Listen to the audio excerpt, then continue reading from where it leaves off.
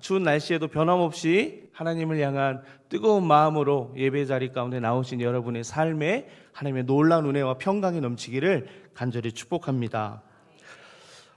사랑하는 여러분, 여러분 그 딥페이크라는 단어를 들어본 적이 있으신가요? 얼마 전에 뉴스에서도 이 단어가 언급이 됐던 기사를 본 적이 있는데요. 이 딥페이크는 어떤 것이냐면 인공지능 기술이 발전하면서 실제로 그 인물이 하지 않았지만 그 인물의 얼굴이나 그 사람의 특정 부위를 이렇게 따와 가지고 합성한 영상 편집물을 말할 때 이 딥페이크 영상이라고 합니다. 그러니까 제가 이 자리에서 설교하고 있는데 담임 목사님의 얼굴을 입혀가지고 담임 목사님이 설교하는 것처럼 하는 기술이 그런 기술이라는 거죠. 사람의 얼굴과 목소리를 합성하여서 가짜 영상을 진짜처럼 보이게 만듭니다. 여러분 보신 분들이라면 깜짝같이 속을 정도로 진짜처럼 만듭니다. 그래서 실제 정치인이 또 연예인이 그런 것을 하지 않았고 말한 것이 아닌데도 불구하고 진짜 정치인이 연예인이 한 것처럼 만들어서 가짜 뉴스를 만들기도 합니다. 뿐만 아니라 인공지능 음성 기술이 많이 발전했습니다. 그래서 실제로 그 가수가 방송에서 출연하지 않고 노래를 불렀는데 이 노래가 그 가수가 불렀는지 아닌지, 진짜로 불렀는지 가짜로 불렀는지를 맞추는 그런 방송이 있을 정도로 이런 인공지능 관련된 기술들이 굉장히 발전했습니다. 여러분들 알고 계신지 모르겠는데요, 코로나 기간에 트로트 경연대회가 정말 많이 사랑을 받았어요. 그 중에서 가장 많이 사랑받은 가수가 저는 이 가수가 아닌가 싶습니다. 우리의 히어로 임영웅 씨죠. 근데 이 임영웅 씨 이름을요, 여러분 유튜브에 임영웅 찬양 이렇게 검색하면 임영웅이 부른 찬양이 나올까요, 안 나올까요? 네. 근데 실제로 임영웅 씨가 부른 노래이냐 찬양이냐 그렇진 않은데 AI 기술로 임영웅 씨가 부른 찬양을 여러분 쉽게 들을 수 있다는 거예요. 여러분이 좋아했던 가수가 요즘 노래들을 커버해서 부르는 영상들도 쉽지 않게 보게 됩니다. 이런 AI 기술이 발전하면서 우리로 하여금 내가 좋아하는 가수가 신앙은 기독교인이 아니지만 찬양하는 걸 들을 수 있을 만큼 순기능도 있습니다. 그런데 이런 순기능만 가지고 있느냐? 앞서 말씀드렸던 것처럼 가짜 뉴스를 통해서 우리의 사회에 아주 심각한 문제를 만들어내기도 합니다. 그런데 더 심각한 문제가 있습니다. 어떤 문제가 있냐면 뉴스나 영상만으로 끝나는 것이 아니라 우리 주변에 있는 정보들, 가짜 정보들을 우리에게 주는 거죠. 그리고 그것을 통해서 우리 관계가 인간관계가 어려움을 겪습니다. 예전에 카더라 뭐뭐카더라 라는 얘기만 들어도 진짜 그랬어 라는 마음에 화가 나서 관계가 틀어지잖아요, 오해로 인해서. 그런데 아예 대놓고 가짜 영상을 만들고 가짜 카톡 이미지를 만들어서 이렇게 대화했어 라고 보내버리면 서로의 갈등은 걷잡을 수 없게 만들 수 있습니다. 제가 나쁜 마음을 가지고요, 카톡 영상에 한 장로님하고 제가 대화한 내용, 제가 유리한 쪽으로 대화한 것을 만들어서 교회 싹 돌리면요, 이게 진짜야? 라고 보여질 만큼 정말 가짜의 소식을 만들 수 있다는 겁니다. 그러니까 인간관계에도 어려움을 주는 거죠. 그런데 우리가 알고 있는 정보, 인간관계만이 아니라 심지어 우리가 가지고 있는 이 믿음도 진짜인지 가짜인지를 구별할 수 없는 그런 혼란의 시대가 되었다라는 겁니다. 예수님을 믿는다라고 말하는 사람들은 참 많습니다. 오늘 이 자리에 추운 날씨임에도 불구하고 모여있는 사람들이 제가 얼핏 봐도 한 10,000명은 앉아 계시거든요. 저도 지금 가짜로 얘기하네요. 네. 이렇게 많은 사람들이 믿는다고 고백합니다. 그런데 우리가 정말 믿고 있는 것이 진짜인지 가짜인지 판단할 수 없다라는 거예요. 어떤 분은 내가 믿는 것이 진짜라고 확신하면서 그 믿음을 가지고 간단 말이에요. 그런데 알고 보니까 이게 가짜였다. 이건 너무나 큰 낭패거든요. 오늘 바울은 본문의 말씀을 통해서 고린도 교회가 가짜 복음에 미혹된 상황을 염려하면서 진짜 믿음을 지켜야 한다라고 경고의 말을 하고 있습니다. 본문 3절의 말씀을 우리 함께 읽었으면 좋겠습니다. 본문 3절의 말씀입니다. 본문 3절의 말씀입니다. 할렐루야. 네, 함께 읽겠습니다. 뱀이 그 간계로 하와를 미혹한 것 같이 너희 마음이 그리스도를 향하는 진실함과 깨끗함에서 떠나 부패할까 두려워하노라. 아멘. 바울은 이 말씀을 통해서 뭘 얘기하냐면요, 에덴 동산에서 뱀이 하와를 속였던 사건을 비유로 사용해서 거짓 가르침이 얼마나 위험한지를 강조하고 있습니다. 바울이 두려워했던 것은 고린도 교회가 단순히 잘못된 정보로 인해서 미혹되는 것, 그것을 두려워한 것이 아닙니다.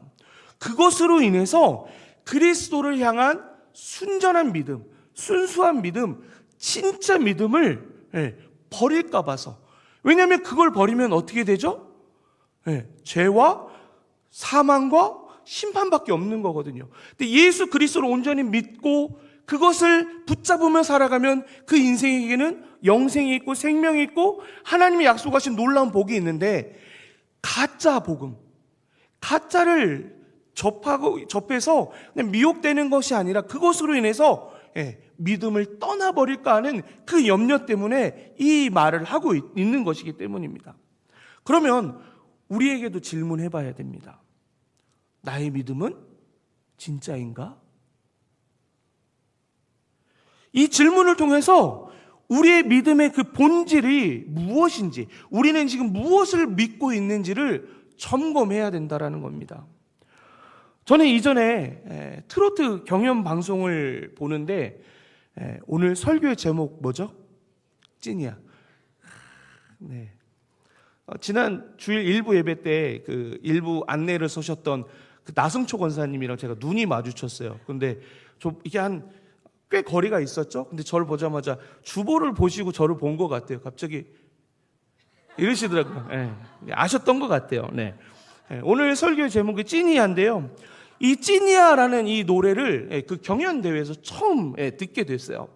굉장히 저는 충격적이었어요. 왜 충격적이었냐면 이 노래를 듣는데 그 가사말이 그냥 흘려 들리지가 않고 제 마음에 확 박히는 거예요. 가사의 한 부분을 제가 이렇게 읽어드리겠습니다. 요즘같이 가짜가 많은 세상에 믿을 사람 바로 당신뿐. 요즘같이 가짜가 많은 세상에 믿을 사람 바로 당신뿐. 여러분, 이 세상에 가짜가 많은데 다 옳다고 하고 다 맞다고 얘기하는데 그 가운데 믿을 사람 여러분 있으세요? 한 입을 덮고 산 남편도 믿기 어렵잖아요. 손에 물 한 방울 안 묻히겠어 라고 약속하고 다 속고 결혼하셨잖아요. 그런데 아니잖아요. 근데 이 가사를 보는데 저는 예수님이 떠오르더라고요. 가짜가 파헤치는 이 세상 가운데 내가 믿을 수 있는 분, 예수님 한 분밖에 없구나. 우리가 진정으로 믿고 의지할 수 있는 분, 다른 것이 아니라 오직 예수님밖에 없구나라는 생각이 들었습니다. 세상의 거짓과 유혹 속에서도 예수님만이 우리에게 진짜 소망을 주고요, 진짜 사랑을 주신다라는 것 여러분 경험해보서 아시지 않습니까? 바울은 본문 1절에서 이렇게 말합니다. 원하건대 너희는 나의 좀 어리석은 것을 용납하라. 청하건대 나를 용납하라 라고 말합니다. 이 말이 무슨 의미냐면 바울이 지금 자랑을 좀 하겠다라는 겁니다. 그런데 그 자랑을 자기는 어리석은 것이라고 생각한다라는 겁니다. 그러니까 평소에 나는 자랑하는 것이 옳지 않다고 생각한다라는 거죠. 그런데 지금은 자랑을 좀 해야겠다라는 겁니다. 왜냐하면 고린도 교회 성도들이 가짜 사도들에게 미혹당하고 있는 것을 지켜보면서 가만히 있을 수가 없었기 때문에 자신이 가지고 있는 사도직, 그 사도직이 무엇인지를 설명하고 그것을 자랑할 수밖에 없기 때문에 좀 들어달라고 말을 한다는 겁니다. 근데 당시 고린도 사회 도시를 보면요, 어떤 특징을 가지고 있냐면 여러 특징들이 있지만 수사학과 화려한 언변을 중요시하는 도시였습니다. 화려한 언변은 알겠는데 수사학, 이 단어는 조금 생소할 수 있잖아요. 이 수사학이 어떤 의미를 갖냐면 언어와 문장을 효과적으로 사용하여 설득, 표현 또는 감동을 주는 기술, 그리고 학문을 수사학이라고 얘기합니다. 개그맨이 말로 웃기면 웃음을 주지만 사기꾼이 말로 속이면 돈을 뜯어내죠. 네. 그러니까 이 수사학이라는 건 자기의 말로 누군가의 마음을 움직이거나 그 사람이 가진 것을 바치게 하거나 이런 어떤 그런 기술과 거기에 따른 학문을 수사학이라고 얘기한다라는 거예요. 이 때문에 말솜씨가 좋은 거짓 사도들은요, 당시 고린도 사람들에게 인기를 얻었습니다. 왜냐하면 그게 중요한 도시였기 때문에요. 바울은 이것에 대해서 6절의 말씀으로 이렇게 이야기합니다. 우리 6절의 말씀을 함께 읽도록 하겠습니다. 6절의 말씀입니다. 내가 비록 말에는 부족하나 지식에는 그렇지 아니하니 이것을 우리가 모든 사람 가운데서 모든 일로 너희에게 나타내었노라. 아멘. 바울은 언변으로는 사람을 매료시키는 재주는 없었던 것 같습니다. 그것이 아니라 나는 지식, 말에는 부족하나 지식에는 그렇지 않다라고 얘기한 것처럼 하나님의 진리와 복음의 지식에 뿌리를 둔 사도직만큼은, 내가 전하는 복음만큼에는 자신이 있다라고 강조하는 것입니다. 여러분, 그렇습니다. 진짜 복음에는요, 화려한 언변이 있지 않고 십자가의 도에 있습니다. 예전에 목사님들 보시면 말씀을 되게 못하시는 분들이 있었어요. 그런데 그 말씀에 많은 분들이 은혜를 받은 일들이 너무나 많이 있었거든요. 반면에 달변의 설교가들의 설교를 듣고 나면 돌아가면 뭐가 기억남냐면요, 웃기는 얘기 이거나 기억나는 거예요. 진짜 복음은 말에 있지 않고 그 말에 담겨있는 메시지에 있다라는 겁니다. 여기서 우리가 한 가지 질문해 볼 중요한 부분이 있습니다. 여러분 마음속으로 한번 답해 보십시오. 우리의 신앙은 사람의 화려한 말에 뿌리를 내리고 있습니까? 아니면 십자가와 부활에 뿌리 내린 그 진리 위에 있습니까?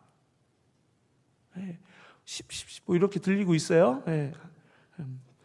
오늘날에도 우리는 화려한 말과 달콤한 메시지에 쉽게 마음을 뺏기곤 합니다. 그런 모습들을 보이고 있는 사람들이 우리 주변에 쉽지 않게 발견할 수 있습니다. 번영을 약속하고 우리의 욕망을 채워준다고 하는 그 가르침을 듣고 달콤함에 무엇이 옳은지 무엇이 그른지 판단하지 못하고 행동하는 사람들을 어렵지 않게 본다라는 겁니다. 그런데 바울은 이렇게 얘기하고 있습니다. 복음은 단순할지라도 그 안에 하나님의 구원의 능력이 있다고 우리에게 가르쳐 줍니다.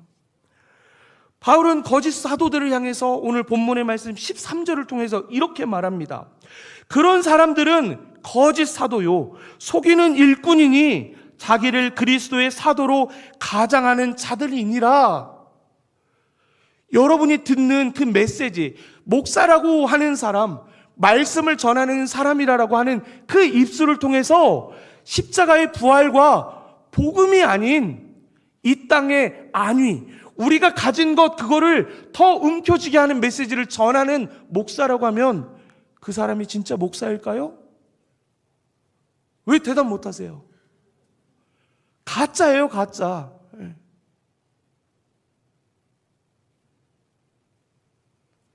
거짓 사도들은 겉으로는 매력적인 말씀을 통해서 권위 있는 사람들처럼 이야기합니다. 하나님도 우습게 얘기합니다. 그들은 훌륭한 사람들의 추천서를 통해서 자신이 어떤 사람인지 인증합니다. 뿐만 아니라 화려한 언변을 통해서 자신들을 진짜 사도인 것처럼 꾸며냅니다. 하지만 그들의 마음 깊은 곳에 무엇이 있습니까? 예수 그리스도요? 아니요. 그들의 마음 깊숙한 곳엔 자기의 욕망과 탐욕만이 가득합니다.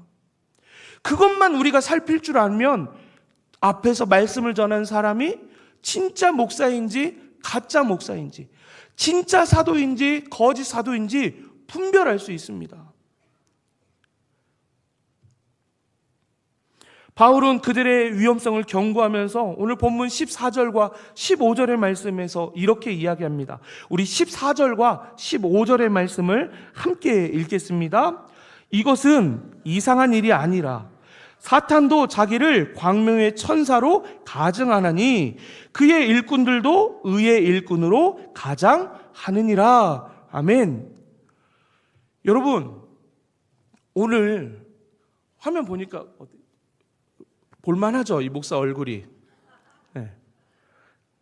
그런데 만약에 흉악한 범죄자의 얼굴로 제가 이 강단에서 설교를 하면 여러분 그 말씀을 지금처럼 우호적으로 들을 수 있으시겠어요? 제가 목사가 아니고 그냥 일반인으로 여러분 길을 가다가 여러분들의 자녀들 손잡으면 그거 가만 두시겠어요? 제가 목사가 되니까, 이 번동제일교회에서 인증하는 그런 목사가 되니까 우리 아이들 지나가는 자녀들 붙잡아 놓고 기도해도 말하지 않는다라는 거예요. 늑대 같은 모습으로 와서 양들을 잡아가면 그건 당연히 막지만 양의 탈을 쓰고 와서 그 무리 가운데 같이 섞여 있으면 누가 그게 늑대인 줄 알겠습니까? 모르는 거거든요. 그런 것처럼 사탄은 어둡고 무서운 모습으로 우리 가운데 오지 않는다라는 거예요. 광명의 천사로 가장하여서 사람들을 속인다라고 얘기합니다. 마찬가지로 거짓 사도들은요, 경건한 외모와 말로 사람들을 현혹합니다. 그렇지 않은 모습으로가 아니고요, 진짜 목사 같은 모습으로 진짜 복음을 얘기하는 것처럼 우리에게 다가와서 얘기한다라는 거예요. 그런데 그들의 가르침은 복음의 본질에서 벗어나 있다라고 하면 그것은 가짜입니다. 더 진짜처럼 보여야 그것에 빠지지, 가짜같이 않은 거는, 제가 만약에 명품 시계를 가짜를 가지고 있는데 티나는 명품 여러분에게 드리면 받으시겠어요?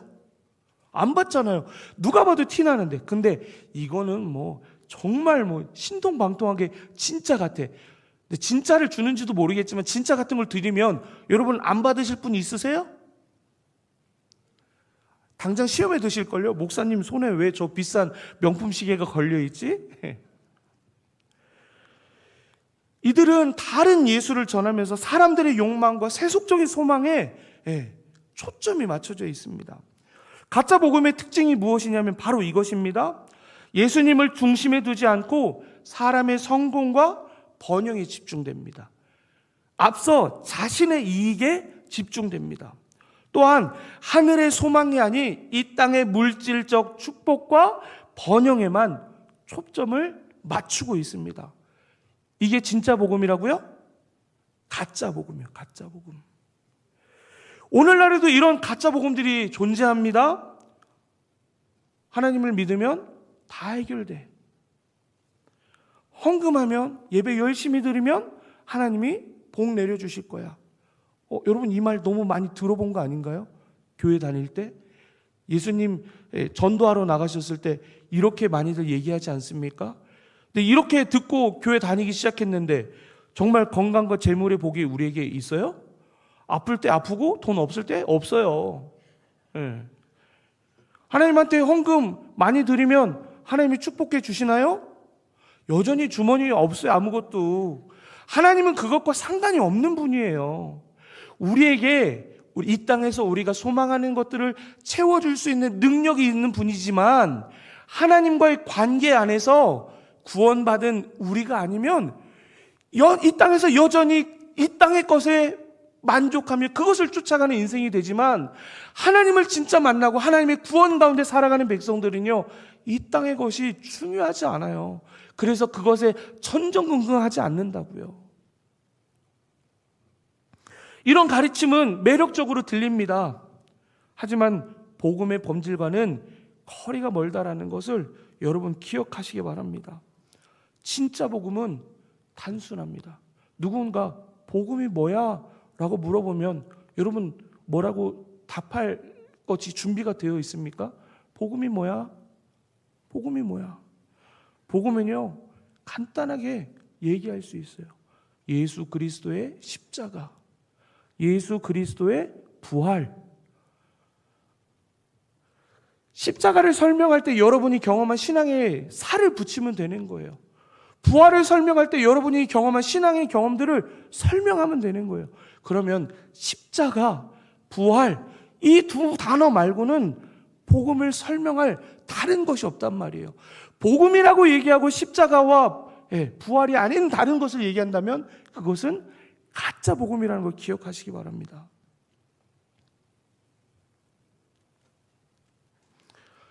사랑하는 여러분, 그 십자가와 부활에 여러분의 고백이기를 간절히 축복합니다.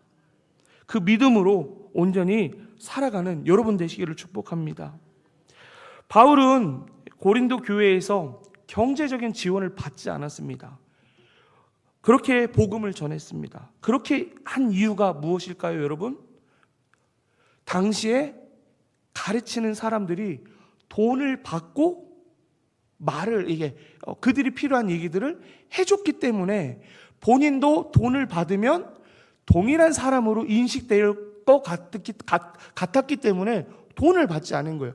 그러면 여기서 우리가 오해가 생겨요. 그러면 우리 목사님도 돈을 안 드려야 되지 않을까? 여기는 고린도 얘기예요, 고린도.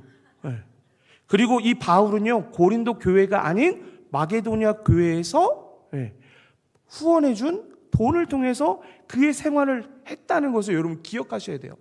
오늘 우리의 교회의 수준이, 상황이 고린도 교회면 목사님들도 돈 안 받고 설교해요. 왜냐하면 들어야 할 메시지를 듣지 않는 사람들에게 듣게 하려면 돈을 받지 않고서라도 혼내면서 복음을 가르쳐야 되거든요.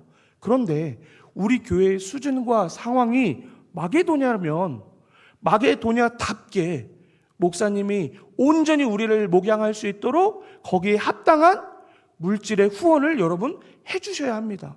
오해하시면 안 되는 거예요. 고린도 교회에서 바울은 돈도 안 받고 자비랑으로 사역했는데 잘못 성경을 알고 계신 거예요.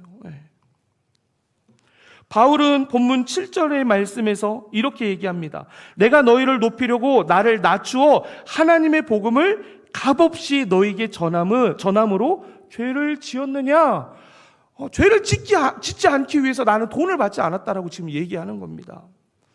바울은 복음을 돈벌이 수단으로 삼는 그 거짓 사도들과는 달리 스스로를 낮추고 무보수로 섬겼다라는 모습을 보면서 당시에 일반적으로 말씀을 가르쳤던 철학자들과 교사들과 다른 모습을 보였다라는 것은 우리에게 어떠한 신앙의 삶을 가져야 하는지를 알게 합니다. 그것이 무엇이냐?